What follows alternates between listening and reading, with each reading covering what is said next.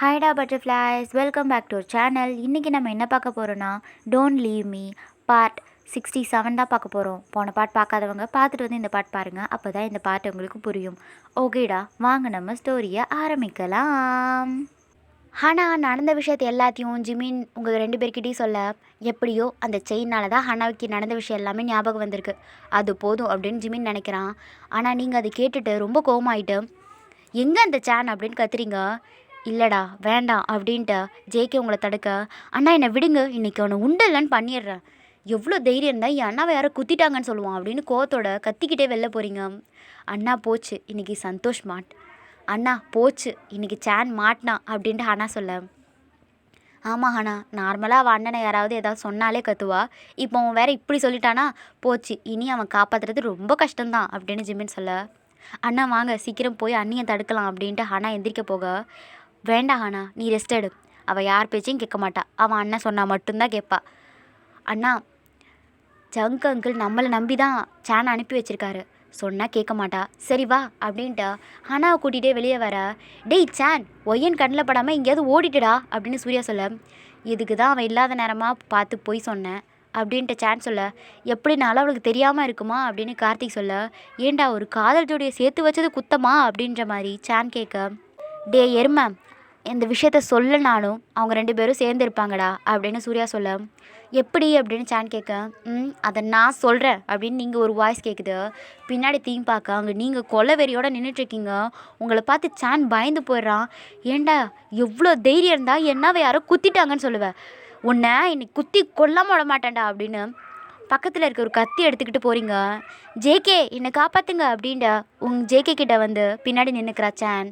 பையன் தெளிவாக தாண்டா இருக்கான், யார்கிட்ட போனால் உயிரை காப்பாற்ற முடியும்னு கரெக்டாக தெரிஞ்சு வச்சுருக்கான் அப்படின்ட்டு சரவணன் சொல்ல, ஒய்யன் வேணாம் என்னையும் ஹனாவையும் சேர்த்து வைக்க தான் அப்படி ஒரு பொய் சொல்லியிருக்கான் அப்படின்னு ஜேகே உங்களை தடுக்க, அண்ணா அதுக்குன்னு வேறு எதுவும் அதை சொல்ல வேண்டிதானே, உங்களை எப்படி அவன் சொல்லலாம் அப்படின்னு கோமா கத்த, நிறுத்திடி, யார் மேலே உயிராக இருக்காங்களோ அவங்கள தான் சொல்ல முடியும் அப்படின்னு ஜிமின் கோமா சொல்ல, அதுக்கு என் அண்ணாவை சொல்லுவானா அப்படின்னு நீங்கள் கேட்க, ஜிமின் அவன் தலையில் அடிச்சுக்கிட்டு, ஏண்டா உனக்கு வேறு ஐடியாவே கிடைக்கலையா அப்படின்னு சேன் கிட்ட கேட்க, எப்பவும் சேன் இருக்க குடும்பம் 2-3 நாளாக சோகமாக எப்போவும் சந்தோஷமாக இருக்க குடும்பம் 2-3 நாளமாக எப்போவும் சந்தோஷமாக இருக்கிற குடும்பம் 2-3 நாளாக சோகமாக இருந்தீங்க, அதான் இப்படி ஒரு பொய் சொன்னேன் அப்படின்னு சேன் சொல்ல, எல்லாரும் அவனை தான் ஆச்சரியமாக பார்க்குறாங்க.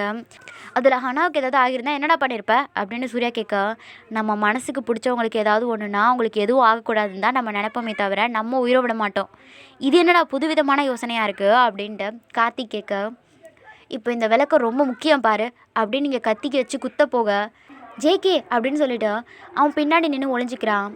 ஒய்யன் வேண்டாண்டா, இப்போ உன் பண்ண காரியத்தால் தான் ஹனா என்கிட்ட வந்து தைரியமாக பேசியிருக்கா, நானும் ஹனாவும் சந்தோஷமாக இருக்கோன்னா அதுக்கு சேன் தான் காரணம். அண்ணா அப்படின்ட்டு சுவாதி பாவமாக கூப்பிட, சுவாதியும் தான் காரணம், முக்கிய காரணம். அதை கேட்டு சூர்யா அவன் தலையிலே அடிச்சுக்கிறான். ஏதாவது ஒரு நல்ல விஷயம் நடக்குதுன்னா அதுக்கு இந்த மாதிரி சில விஷயத்தை தாங்கி தாண்டா ஆகணும். இப்போ பாருங்கள் உங்கள் அண்ணா, நான் ரொம்ப ஹாப்பியாக இருக்கேன். அண்ணா உண்மையாக நீங்கள் ஹாப்பியாக இருக்கீங்களா அப்படின்னு நீங்கள் கேட்க, ஆமாண்டா ரொம்ப ஹாப்பியாக இருக்கேன், என்னோடய மனசு ரொம்ப நிம்மதியாக இருக்குது, உங்கள் கையில் இருந்த கத்தியை தூக்கி போட்ட நீங்கள் எனக்கு இது போதும் அண்ணா, நீங்கள் எப்போவும் சந்தோஷமாக இருக்கணும், அதுதான் எனக்கும் வேணும் அப்படின்னு சொல்லிவிட்டு ஜேகேவை ஹக் பண்ணிக்கிறீங்க. ஜேகேவும் உங்களை டைட்டாக ஹக் பண்ணிக்கிறான். இனிமேல் இதே மாதிரி நான் சந்தோஷமாக இருக்கணும்னா அது உங்கள் கையில் தான் இருக்குது, நீங்கள் புரியாமல் நிமிர்ந்து பார்க்குறீங்க, நீங்களும் ஜிமினும் ஒன்றா சேர்ந்து வாழ்கிறது தான் இருக்குது. அண்ணா இவன் என்ன எப்போ பாரு திட்டிக்கிட்டே இருக்கான், யார் நானா நீ ஆடி அப்படின்னு ஜிமின் கோவமாக கேட்க, இப்போ கோவப்பட்டு பேசுகிறது யாரடா, ஏண்டி ஒரு மனுஷன் நார்மலாக பேசுகிறது கூட உனக்கு கோவமாக பேசுகிற மாதிரி தான் தெரியுமா, ஜூன் ஜிமின் என் மருமக சொல்கிற மாதிரி நடந்துக்க, ஏன் அப்பா இவளுக்கு எல்லாரும் இப்படி செல்லம் கொடுத்து தான் ஒன்றும் தெரியாமல் இருக்கா, ஆமாம் அப்படியே உனக்கு எல்லாம் தெரிஞ்சிருச்சு பாரு போடா அப்படின்னு நீங்கள் கத்துறீங்க. அதை கேட்ட சதாசிவம் கோவமாக அவளை பார்க்குறாரு. அதை நோட் பண்ண ஜேகே, இல்லைடா அப்படி பேசக்கூடாது, யார் மேலே நமக்கு அதிக உரிமை இருக்கோ அவங்க மேலே தான் கோவமும் வரும், ஆனால் இவன் மேலே எனக்கு பாசமே இல்லையாண்ணா, அப்புறம் ஏன் கோவம் வருது, பாசம் எல்லாமே என் அண்ணா அழுதப்ப நீ வந்து அவரை சமாதானப்படுத்தினீங்க அப்படின்ட்டு ஹனா கேட்க, ஹனா அண்ணி பேசும்போது எதிர்த்து பேசக்கூடாது, ஆமாம் உண்மையை சொன்னால் பிடிக்காதே அப்படின்ட்டு ஜிமின் சொல்ல, அவனை முறைச்சி பார்த்துக்கிட்டே அண்ணா வீட்டுக்கு போகலாம் அப்படின்னு சொல்ல, சரிடா அப்படின்னு சொல்லிட்டு சூர்யாவை பார்க்க, போகலான்டா நானும் கார்த்திக்கும் மற்ற ஃபார்மாலிட்டிஸ் எல்லாமே முடிச்சிடுறோம் அப்படின்னு சூர்யா சொல்ல, சரின்னு சொல்லிட்டு எல்லோரும் கிளம்புறாங்க. சுக்கி அப்படின்னு நீங்கள் கூப்பிட, இங்கே தான் மேடம் இருக்கேன் அப்படின்னு உங்கள் முன்னாடி வந்து நிற்க, என் கூடவே இரு அப்படின்னு சொல்ல, சரிங்க மேடம் அப்படின்றான். வீட்டுக்கு வந்ததுக்கப்புறம் மொத்த குடும்பமும் ரொம்ப ஹாப்பியாக இருக்கீங்க. ஏன்னோ எல்லாரோட மனசுலேயும் ஒரு மாதிரி ஒரு அமைதியாக இருக்குது. லக்ஷ்மி ஸ்வீட் வேணும் அப்படின்னு நீங்கள் சொல்ல, இதோ உடனே பண்ணுறேன்டா அப்படின்ட்டு பொண்ணுங்க எல்லாருமே போகிறாங்க.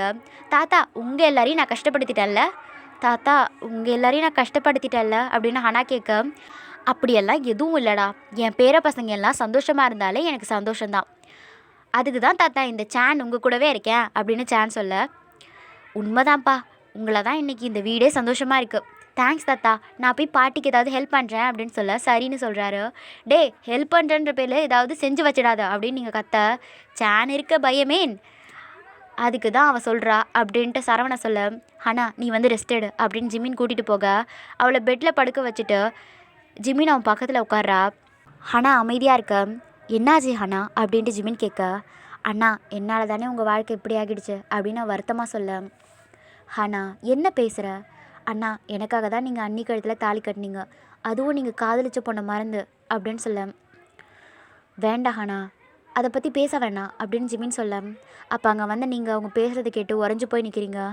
அண்ணா நான் வேணும்னா அன்னிக்கிட்ட பேசட்டா அப்படின்னு ஹனா சொல்ல, வேண்டாம் ஹனா நான் பெரிய தப்பு பண்ணிட்டேன், அதுவும் நான் ஒயனுக்கு ரொம்ப பெரிய துரோகம் பண்ணியிருக்கேன், அதுக்கு எனக்கு மன்னிப்பே கிடையாது அப்படின்ட்டு அவன் மனசை உடச்சி அந்த மாதிரி சொல்கிறான். அண்ணா அப்படின்னு ஹனா கூப்பிட, கொஞ்சம் நேரம் தூங்க ஹனா, எதுவாக இருந்தாலும் அப்புறம் பேசலாம் அப்படின்னு சொன்னதுக்கப்புறம் தான் அவள் எதுவும் பேசவே இல்லை. இதை கேட்ட நீங்கள் உங்களுக்கு என்னவோ மாதிரி ஆயிடுச்சு, உடனே அங்கே நிற்காம உங்கள் ரூமுக்கு போயிடுறீங்க. ஜிமின் லவ் பண்ணியிருக்கானா அப்படின்னு நினச்சி உங்களுக்கு ஒரு மாதிரி மனசே கவலையாகுது, ஒரு மாதிரி சொல்ல முடியாத ஒரு பெயின் உங்களுக்குள்ளே வருது. அப்போ அங்கே வந்து ஜிமின் இங்கே என்னடி பண்ணிகிட்ருக்க அப்படின்னு நார்மலாக கேட்க, நீங்கள் அமைதியாகவே இருக்கீங்க. நீங்கள் அமைதியாக இருக்கிறத பார்த்து உங்கள் பக்கத்தில் வந்து உட்காந்து, ஒயன் என்னாச்சு அப்படின்னு கேட்க, ஒன்றும் இல்லை அப்படின்ட்டு அவன் முகத்தை கூட பார்க்காம அங்கேருந்து போகிறீங்க. உங்களோட நடவடிக்கையெல்லாம் ஜிமினுக்கு வித்தியாசமாக இருக்குது, என்னாச்சு அப்படின்னு நினைக்க, சரி அப்புறம் கேட்டுக்கலாம் அப்படின்னு சொல்லிவிட்டு அவன் ஃப்ரெஷ்ஷப் ஆக போகிறான். Night time.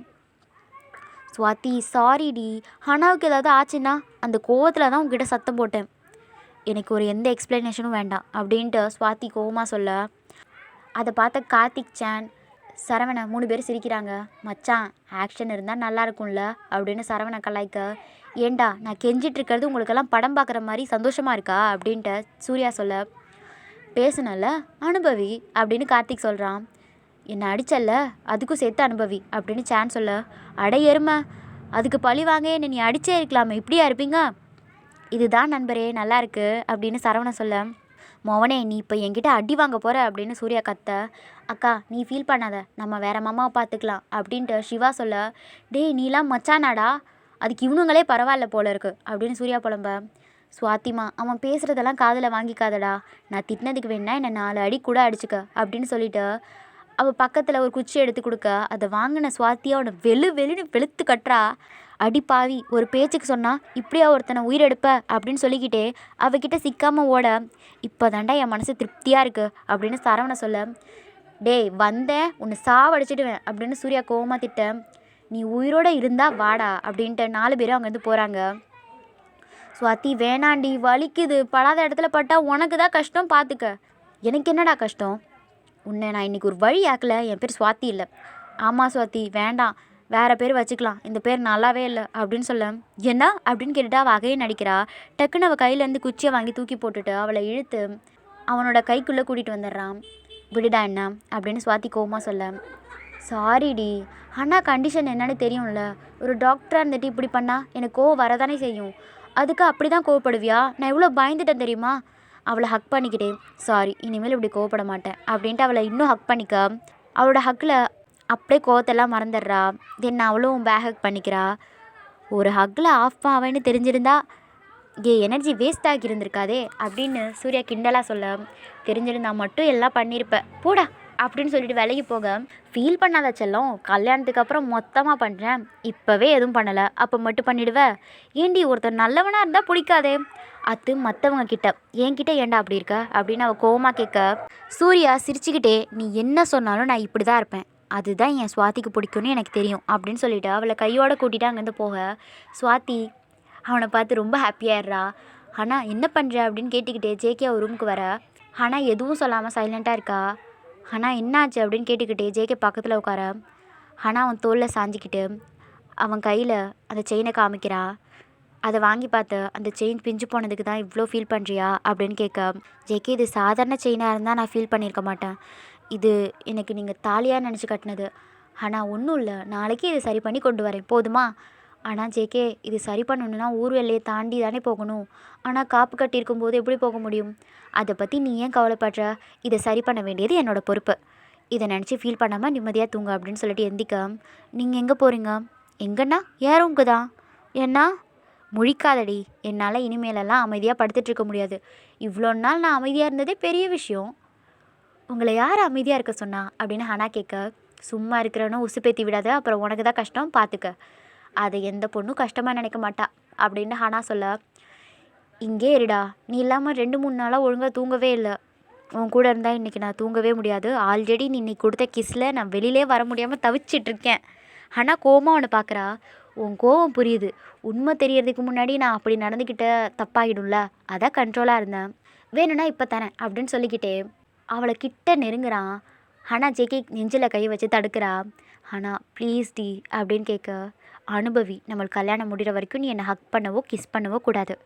ஹனா அதுக்கு கிஸ் பண்ணும்போது கோஆப்ரேட் பண்ணியிருக்கணும். ஆனால் நீ பண்ணுறது கொஞ்சம் கூட சரியில்லை. ஓ, அப்போ சார் பண்ணது மட்டும் சரியா? அவளை பார்த்து முறைச்சிக்கிட்டே அங்கேருந்து போக, ஹலோ சார் ஒரு நிமிஷம். அவன் ஸ்மைல் பண்ணிகிட்டே திரும்ப, நீயும் இல்லை செயினும் இல்லைண்ணா, நான் எப்படி தூங்குறது? அப்போ நானே இங்கே இருக்கேன். அவனை பார்த்து முறைச்சிக்கிட்டே, செயினை கொடுத்துட்டு போங்க, அதை டேபிளில் வச்சுட்டு கல்யாணத்துக்கு அப்புறம் நான் அவனை பார்த்துக்கிறேன். அதான் ஃபுல்லாக பார்த்தாச்சே, இனிமேல் என்ன இருக்குது? அதை மறக்க முடியுமா அப்படின்ட்டு அதை நினைக்கிறான். உன்னை கொன்னுடுவேன் போடா அங்கிருந்து. நீ லவ் சொன்னதே என்னால் மறக்க முடியாதுன்னு சொன்னேன் அப்படின்னு சொல்லிட்டு அங்கேருந்து போக, அப்பாடா அப்படின்ட்டு ஒரு டீப் ப்ரீத் எடுத்துகிட்டு ஜேகே பின்னாடி திரும்பி, லவ் மட்டும் இல்லை, அன்றைக்கி நடந்த எல்லா விஷயமும் மறக்க முடியாது தான் அப்படின்னு சிரிச்சுக்கிட்டே அங்கேருந்து போக, அதை கேட்ட ஹனாவோட ஃபேஸ் எல்லாம் ரெட் ஆகிடுச்சு. இங்கே நீங்கள் அமைதியாக படுத்திருக்கீங்க, அதை நோட் பண்ண ஜிமின் ஸ்மைல் பண்ணிக்கிட்டே உங்கள் இடுப்பில் கை போட அவன் கையை எடுத்து விட்டுறீங்க. ஓ ஏன் என்ன ஆச்சு அப்படின்னு ஜிமின் கேட்க, ஒன்றும் இல்லை அப்படின்னு சொல்லிட்டு போர்வையை ஃபுல்லாக போத்திட்டு படுத்துக்கிறீங்க. என்னாச்சு இவளுக்கு? வீட்டுக்கு வந்ததுலேருந்து டல்லாகவே இருக்கா. அவங்க அண்ணன் லைஃப்பில் இருந்த ப்ராப்ளம் எல்லாம் சால்வ் ஆகிடுச்சு. அப்படி பார்த்தா இன்றைக்கி இவ சந்தோஷமாக தானே இருக்கணும், ஏன் எப்படி இருக்கா அப்படின்னு நினைக்கிறான். ஒயன் அப்படின்னு அகைன் கூப்பிட, உங்ககிட்ட இருந்து எந்த ஒரு ஆன்சரும் வரல. உடம்பு ஏதாவது சரியில்லையா அப்படின்னு பார்க்குறதுக்காக, ஒயன் உடம்பு ஏதாவது சரியில்லையா அப்படின்னு கேட்க, என்னை டிஸ்டர்ப் பண்ணாத ஜிமின், எனக்கு தூக்கம் வருது அப்படின்னு நீங்கள் சிடுசிடுன்னு சொல்ல, இவ்வளோ நாளில் நீங்கள் அவன்கிட்ட இப்படிலாம் பேசினதே கிடையாது. இப்படி பேசினதும் அவனுக்கு ஒரு மாதிரி ஆகிடுச்சு. அதுக்கப்புறம் அவன் எதுவுமே கேட்கல. ஏன் உங்ககிட்ட பேசக்கூட இல்லை, அமைதியாக படுத்து தூங்குறான். ஆனால் நீங்கள் தான் தூக்கமே இல்லாமல் தவிச்சிட்ருக்கீங்க. ஜிமின் லவ் பண்ணியிருக்கானா அப்படின்னு நினைக்க உங்களுக்கு ரொம்ப கஷ்டமாக இருக்குது. உடனே பெட்டை விட்டு எந்திரிச்சு பால்கனிக்கு போய் நின்றுக்கிறீங்க. தென் அங்கே இருக்கிற ஒரு சேரில் போய் உட்காந்துக்கிறீங்க. நைட்டெல்லாம் க்ராஸ் ஆகி பகலே வந்துருச்சு. ஆனால் உங்களுக்கு மட்டும் தூக்கமே வரல. எப்படி ஒரு பொண்ணை விரும்பிட்டு ஏன் கழுத்தில் தாலி கட்டியிருப்பான்? அப்போது இவ்வளோ நாளாக அந்த பொண்ணை மனசில் வச்சுட்டு தான் என்கிட்ட பாசமாக நடந்திருக்கானா? ச்சே, நினைக்கவே கேவலமாக இருக்குது. எப்படி ஒருத்தன் மனசில் ஒரு பொண்ணை நினச்சிட்டு இன்னொரு பொண்ணு கூட வாழ முடியும் அப்படின்னு உங்கள் மனசுக்குள்ளே தோணும். உங்களுக்கு கோவம் வருது. தூக்கத்துலேருந்து கண்ணை ஓப்பன் பண்ண ஜிமின் பக்கத்தில் நீங்கள் இல்லைன்றமே ரூம் ஃபுல்லாக தேடுறான். தென் பால்கனிக்கு போய் பார்க்க, நீங்கள் ஏதோ யோசிச்சுட்டு உட்காந்துருக்கிறத பார்த்துட்டு என்னன்னு கேட்க வர, வேண்டான்ற மாதிரி அவன் மூளை சொல்லுது, இல்லை அவளுக்கு ஏதோ ப்ராப்ளம் போய் கேளு அப்படின்ட்டு அவன் மனசு சொல்லுது. இப்படி நீங்கள்லாம் ஒரு நாள் கூட தூங்காமல் இருக்க மாட்டீங்க, என்ன ஆச்சுன்னு எனக்கு தெரிஞ்சே ஆகணும் அப்படின்னு நினச்சிட்டு ஒயன் அப்படின்னு கூப்பிட, அவன் குரல் கேட்டு கோவமான நீங்கள், நான் தான் சொன்னேன்ல என்னை டிஸ்டர்ப் பண்ணாதன்ட்டு அவட வேகமாக கத்துறீங்க. ஒயன் என்ன ப்ராப்ளம்னு சொன்னால் என்னால் முடிஞ்ச ஹெல்ப் பண்ணுவேன்ல. என் ப்ராப்ளமே நீ தான், உன்னை பார்க்கவே எனக்கு பிடிக்கல, என்னை விட்டுட்டு போ, என் முகத்திலே முழிக்காத அப்படின்னு கத்தி பக்கத்தில் இருக்க பொருளை தூக்கி வீசுறீங்க. அதை கேட்ட ஜிமின் வரைஞ்சி போய் நிற்கிறான். ஒயன் நான் என்ன பண்ணேன்? என்னை கல்யாணம் பண்ணதே தப்பு தான் அப்படின்னு சொல்லிக்கிட்டே உடனே அங்கேருந்து வெளில போகிறீங்க. என்ன பண்ணுறதுன்னு தெரியாமல் ஜிமின் அப்படியே நிற்கிறான். நீங்கள் ஸ்ட்ரைட்டாக ஜேகேயோட ரூமுக்கு தான் வரீங்க. ஒயன் என்னாச்சுடா அப்படின்ட்டு அவன் ரொம்ப பதட்டமாக கேட்க, என்கிட்ட எதுவும் கேட்காதீங்க அண்ணா அப்படின்னு சொல்லிக்கிட்டு ஜேகேவை ஹக் பண்ணிவிட்டு அழுகிறீங்க. இல்லைடா, நான் உங்ககிட்ட எதுவும் கேட்கல, ஆனால் அழாத அப்படின்னு சொல்லிவிட்டு உங்களை சமாதானப்படுத்த, ஆனால் நான் உங்கள் கூடவே இருக்கேன் அப்படின்னு சொல்ல, சரிம்மா அப்படின்னு சொல்லிவிட்டு உங்கள் கூடவே அவனும் படுத்துக்கிறான். என்றைக்கும் இல்லாத எப்பவும் போல் ஒரு ஹாப்பினஸோட ஹனா எந்திக்கிறா. காலையில் ஃப்ரெஷ்ஷப் ஆகிட்டு ஸ்ட்ரைட்டாக ஜேகே ரூமுக்கு வர, அங்கே நீங்கள் ஜேகே கூட படுத்துருக்கிறத பார்த்துட்டு என்னாச்சுன்னு புரியாமல் முழிக்கிறா. ஹனா வந்து அதை நோட் பண்ண ஜேகே, எதுவாக இருந்தாலும் அப்புறம் பேசலாம் போ அப்படின்ற மாதிரி சொல்ல, அவ்வளோ சரின்னு சொல்லிட்டு வெளியில் வரா. ஸ்ட்ரைட்டாக அவங்க அண்ணாவை பார்க்க போக, நீங்கள் சொன்னதை கேட்டு ஜிமின் அப்படியே உட்காந்துருப்பான். அண்ணா அப்படின்ட்டு ஹனா கூப்பிட்டுக்கிட்டே அவன் பக்கத்தில் வர. ஹனா ஒயன் எங்க ஜேகே ரூமில் படுத்திருக்காங்க அண்ணா, என்னாச்சு அண்ணா, ஏதாவது ப்ராப்ளமா அப்படின்னு கேட்க, என்ன பிரச்சனைன்னு தெரியல ஹானா, நேற்று வீட்டுக்கு வந்ததுலேருந்து டல்லாகவே தான் இருக்கா. நைட்டு என்ன விஷயம்னு கேட்டப்போ எதுவும் சொல்லாமல் என்னை திட்டிட்டு போயிட்டா. ஏதாவது சொன்னால் தானே அதுக்கான சொல்யூஷனை சொல்ல முடியும். இப்படி எதுவும் சொல்லாமல் நான் கல்யாணம் பண்ணது தான் தப்புன்னு சொன்னால் நான் என்ன பண்ணுவேன்? ஆமாம், நான் அவளை அந்த மாதிரி ஒரு சுச்சுவேஷனில் கல்யாணம் பண்ணது தப்பு தான். நான் உயிருக்கு உயிரினா நேசித்த பொண்ணை அவளோட சம்மந்தம் இல்லாமல் கல்யாணம் பண்ணி ரொம்ப பெரிய தப்பு பண்ணிட்டேன். எனக்கு எப்பவும் அதுக்கு மன்னிப்பே கிடையாது. ஆனால் இப்போது அவள் எதுக்கு கோவமாக இருக்கான்னு எனக்கு புரியலை. ஆனால் ப்ளீஸ் அது என்ன விஷயம்னு கேட்டு சொல்லு. கண்டிப்பாக அவங்க அண்ணன்கிட்ட சொல்லியிருப்பா. ஆனால் நான் கண்டிப்பாக கேட்டு சொல்கிறேன், நீங்கள் ஃபீல் பண்ணாதீங்க அப்படின்னு ஹனா சொல்ல, எப்பவும் சந்தோஷமாக இருக்கிறவ இப்போ இப்படி இருக்கிறத என்னால் பார்க்க முடியல ஹனா அப்படின்னு சொல்லிக்கிட்டு உடனே அங்கேருந்து வெளில போயிடுறான். என்னால் என் அண்ணனோட வாழ்க்கை இப்படி ஆகிடுச்சேன்னு நினச்ச ஹனாவுக்கு ரொம்ப கஷ்டமாக இருக்குது. அதுக்கு பிராய்ச்சித்தமாக நானே அவங்க 2 பேரையும் சேர்த்து வைக்கிறேன்னு ஒரு முடிவு எடுத்துட்டா. அங்கேருந்து அவளும் வெளில போகிறா. ஆப்போசிட்டில் ஸ்வாதி வந்து சாரி ஹனா அப்படின்ட்டு சாரி கேட்க, ஸ்வாதி நீ என்ன பண்ண, எதுக்கு சாரி கேட்குற? இல்லை ஹனா, கோவத்தில் நான் உன்கிட்ட அப்படி பேசியிருக்கக்கூடாது. அவள் சின்ன ஸ்மைல் பண்ணிட்டா. நீ அப்படி பேசினனால தான் இன்றைக்கி என் ப்ராப்ளம் சால்வ் ஆகியிருக்கு. இல்லைன்னா ஜெயிக்கவே தப்பாக தான் நினச்சிட்ருப்பேன். நீ பண்ண உதவியை நான் என்றைக்கும் மறக்க மாட்டேன், தேங்க்ஸ் வாத்தி அப்படின்னு சொல்லிவிட்டு அவளை ஹக் பண்ணிக்கிறா. ஆனால் என் மேலே உனக்கு கோவம் இல்லைல்ல? போடி, ஒரு ஃப்ரெண்டாக நீ என்னை சரியான நேரத்தில் ஹெல்ப் பண்ணியிருக்க. இப்படி அடிக்கடி கோவப்பட்டு எனக்கு ஹெல்ப் பண்ண.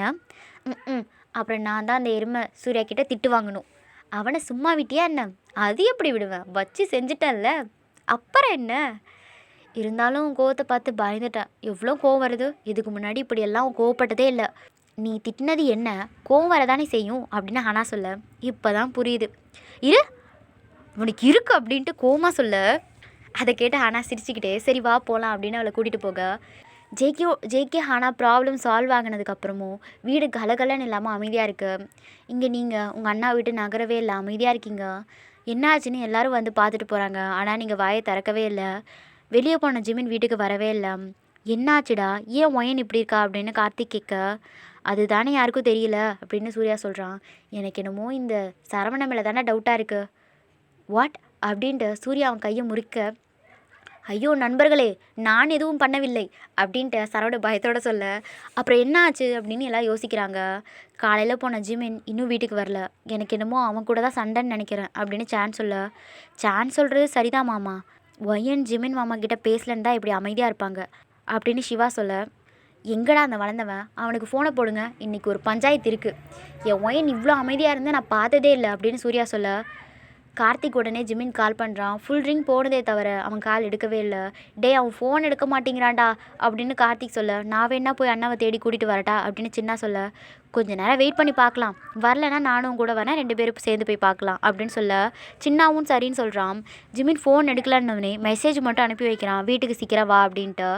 நீங்கள் காலையிலேருந்து நீங்கள் எதுவுமே சாப்பிடலை ஒயன், காலையிலேருந்து நீ எதுவும் சாப்பிடலடா, கொஞ்சம் சாப்பிடுங்க அப்படின்னு சொல்லிட்டு லக்ஷ்மி பாட்டி உங்களுக்கு கூட்டி விட போக, எனக்கு எதுவும் வேண்டாம் பாட்டி அப்படின்னு நீங்கள் சோகமாக சொல்கிறீங்க. சதாசிவம் ஜேகே பார்க்குறாரு.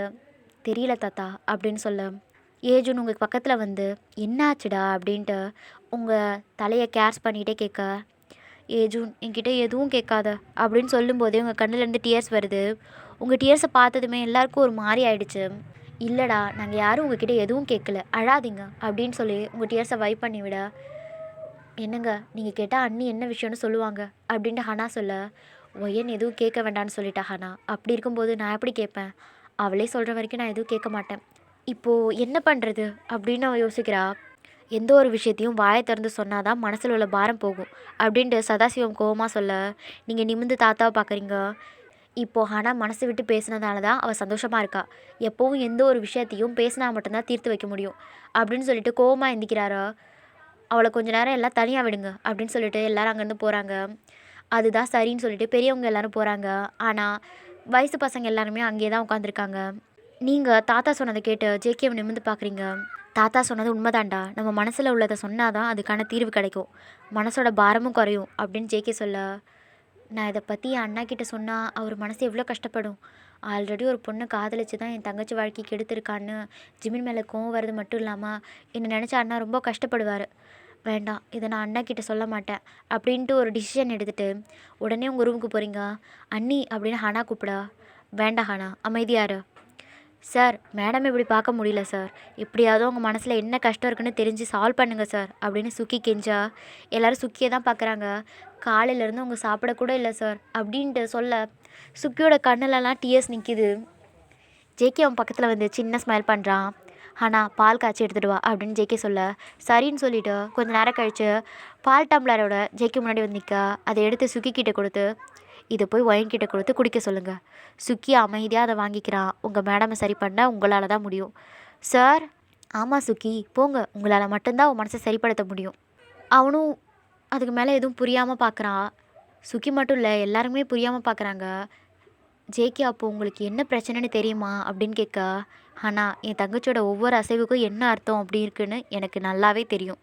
இப்போ என்ன ப்ராப்ளம்னு எனக்கு தெரியாதா? ஆனால் அண்ணா உங்ககிட்ட ஒயன் எதுவுமே சொல்லலையே அப்படின்ட்டு சுவாதி சொல்ல, அப்போ தான் என்ன விஷயம்னு நான் கன்ஃபார்ம் பண்ணேன். எந்த ஒரு விஷயத்தையும் என் தங்கச்சி என்கிட்ட இருந்து மறைக்க மாட்டா. அப்படி இருக்கும்போது என்கிட்ட சொல்லக்கூடாதுன்னு நினைக்கிறான்னா கண்டிப்பாக நான் நினச்ச விஷயமாக தான் இருக்கணும்ண்டு.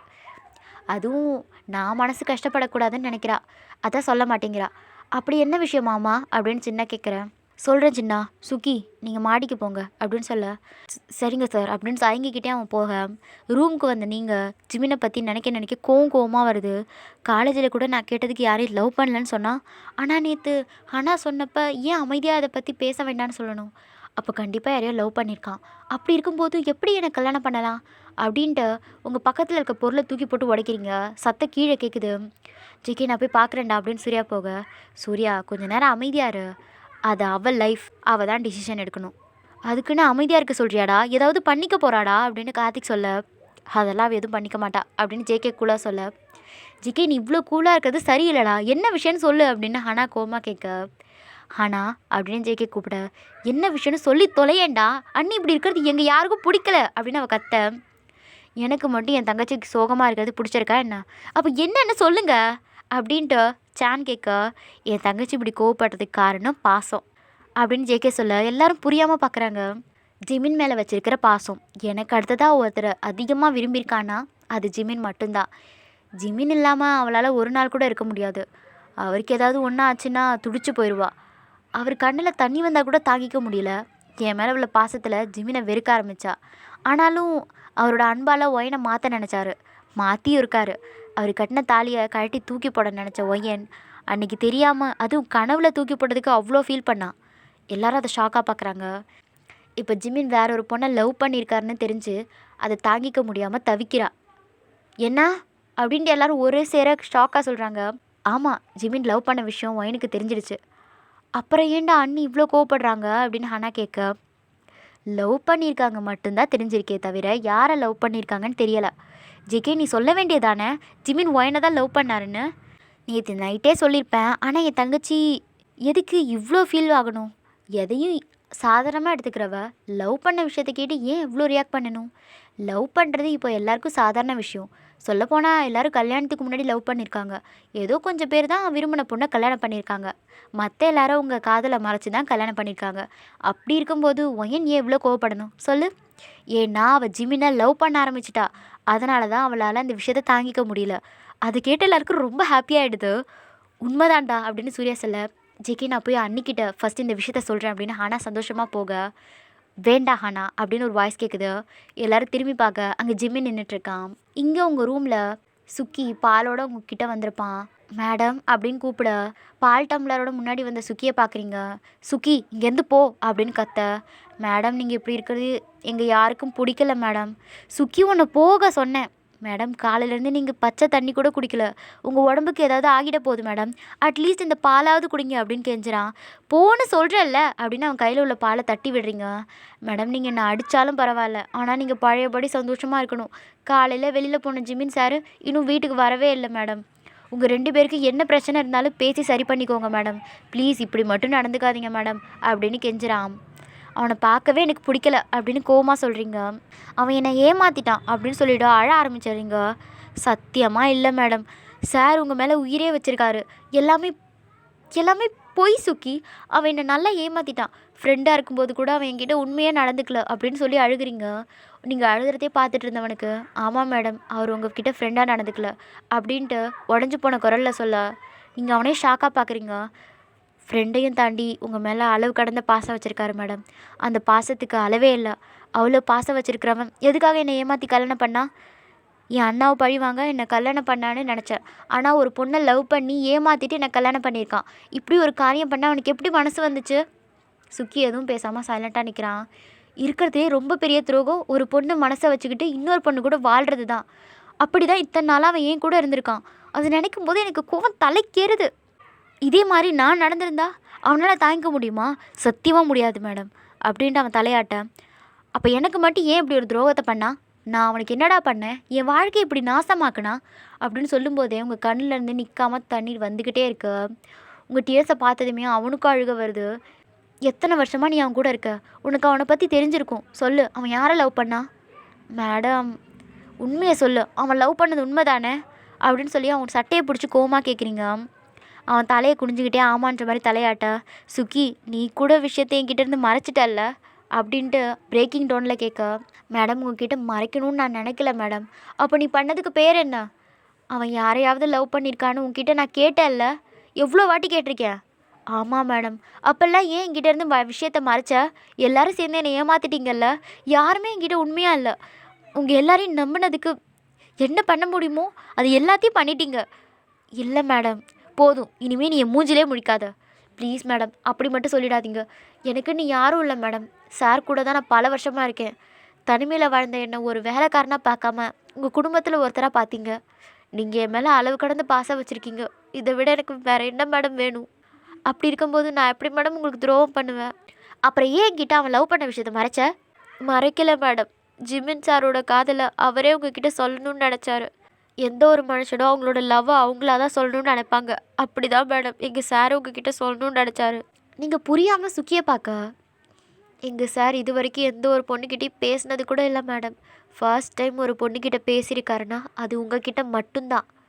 உண்மையை சொல்லணுன்னா அவருக்கு சிரிக்க தெரியும் அப்படிங்கிற விஷயத்தையே உங்கள் மூலமாக தான் நான் தெரிஞ்சுக்கிட்டேன் மேடம்.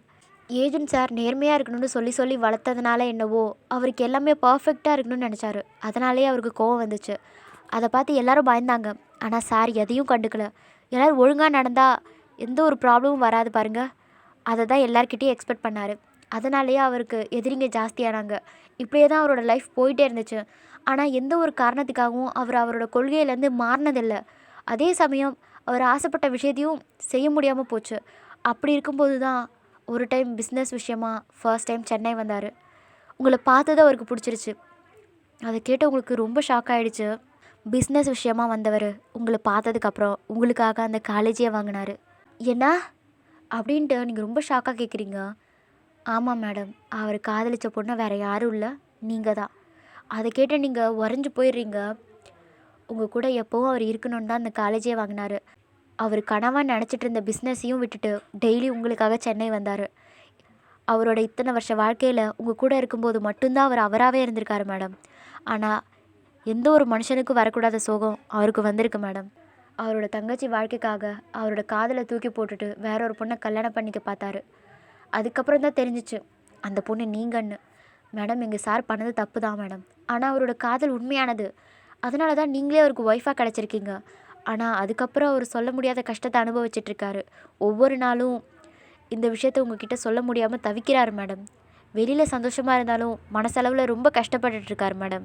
சுக்கி எல்லா உண்மையும் சொன்னதும் நீங்கள் அப்படியே இடிஞ்சு போய் உட்காடுறீங்க. உங்கள் கண்ணுலேருந்து நிற்காம டியர்ஸ் வந்துட்டே இருக்கு. கொஞ்ச நேரம் அந்த இடமே அப்படியே சைலண்ட் ஆகுது. மேடம் சாரை தப்பாக நினைக்காதீங்க மேடம். அவர் மனசளவில் கூட உங்களுக்கு துரோகம் பண்ண நினைக்க மாட்டார் மேடம். ஏன்னா அவரோட உயிரே நீங்கள் தான் அப்படின்னு பேசிகிட்டே போக நீங்கள் உங்கள் ஹேண்டை ரைஸ் பண்ணி ஸ்டாப்னு சொல்கிறீங்க.